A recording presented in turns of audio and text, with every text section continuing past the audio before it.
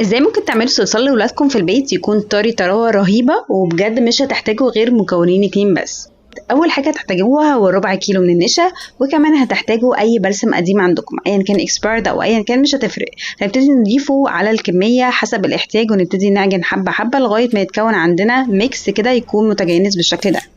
الميكس ده ممكن نوقف عنده او ممكن احنا نلونه حسب الرغبه عادي جدا. ودي شايفين الطراوه والمطه اللي هو فيها حقيقي مريح للاعصاب بشكل كبير. انا بقى ما اكتفيتش ان انا اخليه لونه ابيض، لكن حبيت ان انا الونه، فبدات افرده شكل اسطوانه واجزاه اجزاء متساويه عشان هخلطه بالالوان. انا ما كانش عندي غير الوان الطعام، فبدات ان انا احط واحده واحده عليها واعمل ميكس. اهم حاجه بس في مرحله خلط الالوان ان احنا نلبس جوانتي عشان ما نتضايقش من البهدله اللي هتحصل. وده شكل الرينبو اللي عملته بعد ما خلصت، فعلا كان جميل قوي. مشكلتي الوحيده ان هو مش هيفضل بالطراوه دي اكتر من يوم. وهنا بقى حبيت ان انا اشارك البنات بالعابهم بحاجات الصلصال عشان هم نفسهم يعملوا اشكال بقى ويبتكروا براحتهم.